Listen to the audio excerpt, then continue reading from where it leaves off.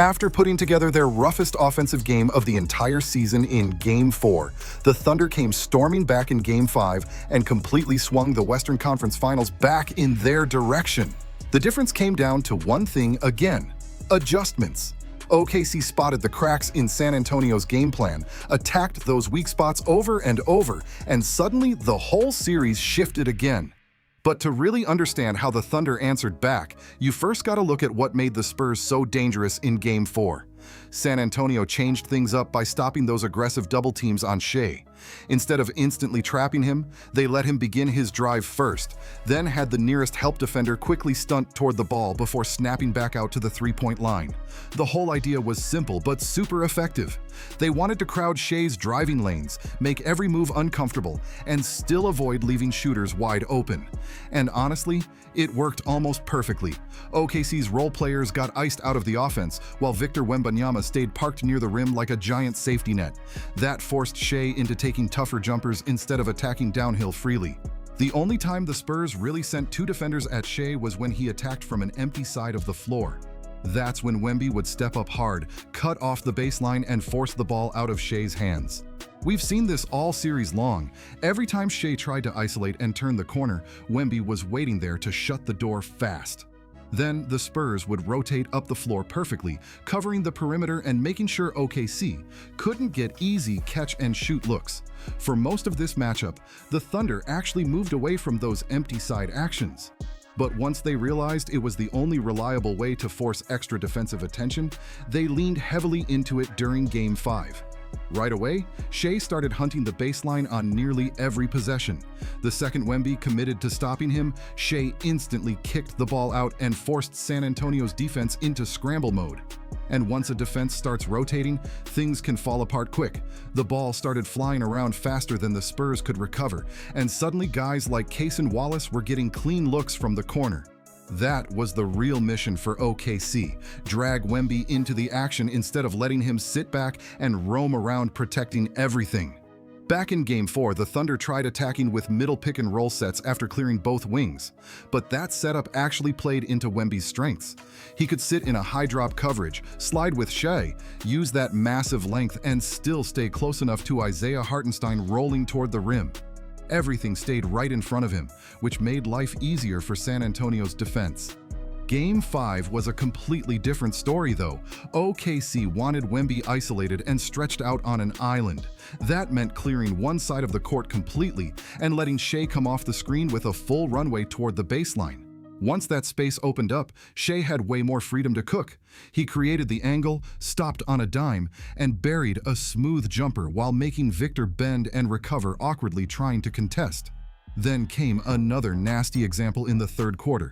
Shai started the play off the ball before flowing into a handoff action so he could attack downhill with momentum. At that point, Wemby was stuck in a brutal spot. There was simply too much space to protect the rim and still take away Shai's mid-range game. On top of that, OKC's movement around the perimeter kept stretching the defense thinner and thinner, and the Thunder absolutely took advantage of every opening they could find. The second Shai attacks the baseline, McCain instantly follows the play and slides into position to become an easy passing option. The pick-and-roll coverage actually holds up pretty well at first, but because of the movement, he still ends up with a clean look from deep. But the real thing to watch here is Hartenstein. Since Shai has an entire side of the floor cleared out for him, Wemby gets dragged away from the middle anytime he steps up to defend the drive. That opens the door for Hartenstein to sneak right behind him, and honestly, that may have been the biggest shift between Game 4 and Game 5. Back in Game 4, those middle pick-and-roll actions played right into San Antonio's hands. Wemby could completely lock in on Shai, take away the paint, crowd the mid-range, and still recover fast enough to challenge anything near the rim. Meanwhile, Hartenstein couldn't dive too deep on his rolls. Most of the time, he was stopping around the free throw line because he already knew Wemby would be waiting if he got any closer to the basket. That's not exactly the type of offense you want to rely on for 4 quarters. But in Game 5, everything changed once Hartenstein started rolling behind Wemby instead of in front of him. Suddenly, he had a free runway all the way to the basket. On this play, he seals the help defender perfectly and gets an easy finish inside. That forced the Spurs into a tough decision. Since Wemby was isolated and trailing the action, San Antonio had to start bringing early help defenders over from the weak side. And once that started happening, Shai went to work picking apart the defense. There's one possession where Shai completely dances through traffic before firing the ball out to Alex Caruso in the corner for a huge three-pointer. That play really showed how much pressure OKC was putting on the Spurs once the rotation started breaking down. And speaking of the corners, the Thunder absolutely turned those spots into a major weapon in this game plan. In Game 4, whenever OKC used a 5-out lineup, the Spurs kept Wemby stationed low near the weak side corner or dunker spot. That way, no matter what happened on the perimeter, he was always close enough to rotate over and protect the basket. Basically, even if the Thunder beat the first defender, they still had to deal with Wemby lurking near the rim like a cheat code on defense. Everything funneled right into him and it killed so many possessions. But in Game 5, OKC came prepared with counters that seriously changed the flow of the game. One adjustment was super simple but genius at the same time. They stopped placing a player in the weak side corner altogether. Instead, the lowest player on the floor became Chet Holmgren, positioned higher up in the slot area. That small tweak made Wemby's rotations way harder. It's much tougher to recover from the wing to the rim compared to rotating from the corner, and suddenly he started arriving just a split second late on drives. And against a player like Shai, even one tiny delay can completely wreck a defense. There's another wild example in transition. Wemby gets switched onto Chet, and the Thunder instantly attack by setting up an empty side pick and roll. Since Shai is handling the ball up top, they already know Castle won't fully commit to helping at the nail. That gives Caruso a clear lane to attack downhill without much resistance. Now Wemby is stuck defending two things at once, the driver attacking the paint and Chet rolling behind him. It gets messy fast, but OKC still cashes in at the rim. That's what people mean when they say the Thunder weaponized the corners. They kept dragging Wemby into impossible situations where he had to guard the basket and close out to shooters at the exact same time. The entire adjustment really came down to one message: make Shai beat you. After a rougher shooting night earlier in the series, he looked way more aggressive with a chance to take full control. Meanwhile, the Thunder also did a strong job slowing down Wemby offensively, holding him to only 20 points. San Antonio knows they need him attacking more, and he knows it too, so expect both stars to come out swinging hard in the next matchup. Remember, whenever the Thunder go with a 5-out lineup, Wemby usually stays low on defense, guarding the weak side corner so he can still protect the rim if somebody drives. OKC clearly noticed that tendency and started using constant player movement to drag him out of position. On this possession, Caruso cuts hard along the baseline, pulling Wemby all the way over to the opposite corner. Then the Thunder quickly reset the offense, leaving Chet Holmgren isolated one-on-one against Harper. Now Wemby is stuck in a terrible spot. He wants to slide over and help protect the paint, but Caruso is only one pass away in the corner. That's an easy read for the offense, and boom, another clean three-point look for OKC. Those kinds of actions became a huge reason why the Thunder were still able to survive the non-Shai minutes, even without J-Dub and AJ. Mitchell available. The whole strategy kept coming back to the same goal: isolate Wemby and force him into impossible choices. And the Thunder kept doing it over and over again by attacking directly on his side of the floor. The second he leaned toward the paint to help, the ball immediately got kicked out to the corner. That's just way too much space for any defender to recover across, even someone with Wemby's insane length and mobility. Here's another example. Chet starts driving, but instantly recognizes Wemby is already preparing to help from the weak side. Instead of forcing a bad shot, he swings the ball over to Wallace and lets him attack one-on-one instead. That quick decision-making kept putting pressure on San Antonio's rotations all night long. One of the biggest rules in team defense is that you usually do not leave the strong side corner open. The Thunder knew that and kept testing Wemby in real time, forcing him to constantly choose between protecting the rim or staying attached to shooters. There were multiple possessions where he simply had to trust his teammates to stop the drive without his help. On one play, instead of fully committing to the ball handler, Wemby only gives a quick stunt toward the drive, trying to fake pressure before recovering. That tiny hesitation opens the lane just enough for McCain to sneak in for an easy layup. There was even a possession where Shai attacked the same concept. J-Will cuts behind Wemby and fills the strong side corner while Shai starts driving downhill. Wemby reaches in briefly at the ball but decides to stay home on the shooter instead of rotating fully. That leaves Shai with a clean layup opportunity at the rim, although he surprisingly misses it. And honestly, Shai's shooting struggles in this game became one of the most interesting storylines. Because despite all the adjustments, OK still mixed things up throughout the night. At times, they completely cleared the floor just to let Shai operate one-on-one in space, especially in those 5-out lineups. There were several possessions where Shai started at the top of the key with nobody standing on either wing. The entire setup screamed isolation basketball. To his credit, he actually did a strong job creating separation, getting defenders off balance, and working his way into his favorite spots. The problem was simple: the shots just weren't falling. Normally, this is exactly where Shai makes defenses pay.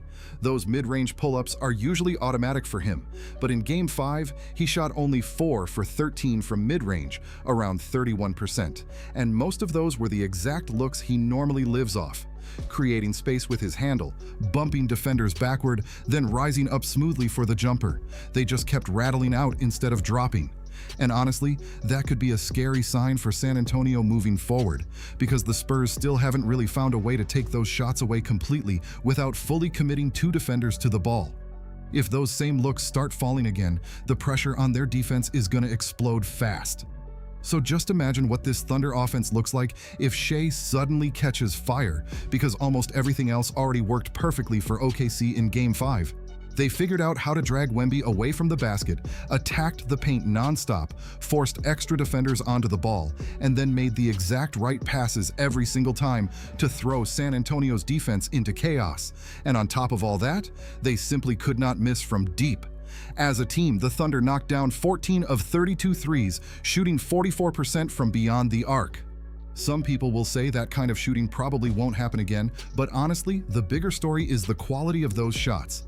OKC wasn't forcing up desperate jumpers or rushing late clock attempts. Most of their looks came completely within the flow of the offense: wide open catch-and-shoot opportunities, clean kickouts, and uncontested spot-up threes. And whenever they did happen to miss, they punished the Spurs on the offensive glass. That's where Isaiah Hartenstein completely changed the game. Not only did he grab 6 offensive rebounds, but he also made life incredibly difficult for Wemby all night long. He consistently fought for inside position, beat defenders to loose balls, and kept possessions alive over and over again. Honestly, Hartenstein's impact went way beyond the stat sheet.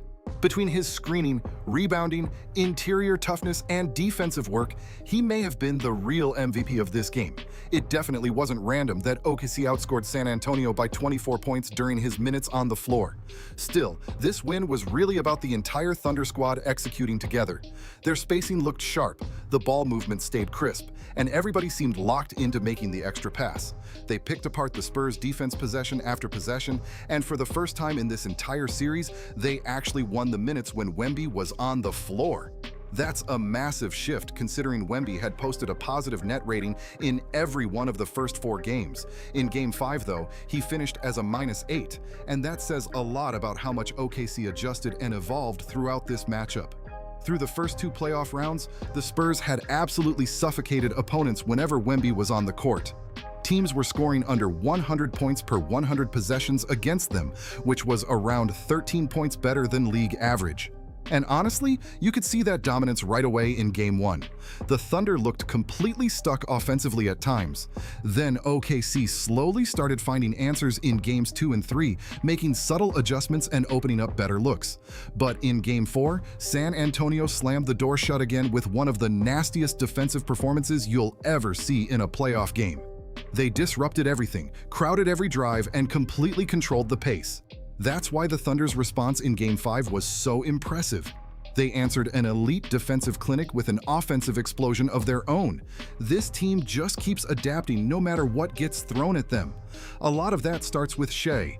He's constantly reading coverages, reacting to defensive pressure, and figuring out where the openings are before the defense can recover. But the role players deserve huge credit too. They're the ones sprinting into open space, making quick extra passes, relocating around the perimeter, and knocking down shots once the defense breaks down. Still, a huge chunk of the praise has to go toward the coaching staff, especially Mark Daigneault. This entire series has basically turned into a giant basketball chess match between 2 elite staffs making non-stop adjustments every single game. Seriously, every matchup in this series has felt different. One night, the Spurs are focused on keeping Wemby planted near the basket at all costs. The next night, the Thunder completely changed their spacing to drag him out into uncomfortable situations. Then there's the constant battle over Shai, San Antonio trying to wall off the paint and short mid-range area, while OKC keeps tweaking screening angles, player positioning, and floor spacing to free him up. We've seen traps, switches, zones, cross matches, late rotations, and all kinds of defensive tricks throughout this series. Strategically, this is what it looks like when both teams throw every adjustment they have onto the table. And in a series this tactical, the winner usually ends up being the team with more counters and more solutions. Through 5 games, that's been the Thunder. They've looked deeper, more flexible, and way more creative offensively, even while missing some of their top shot creators. Now the pressure shifts back to San Antonio. Do the Spurs still have another adjustment waiting to shock everybody? Or is OKC about to punch their ticket to a second straight NBA Finals appearance?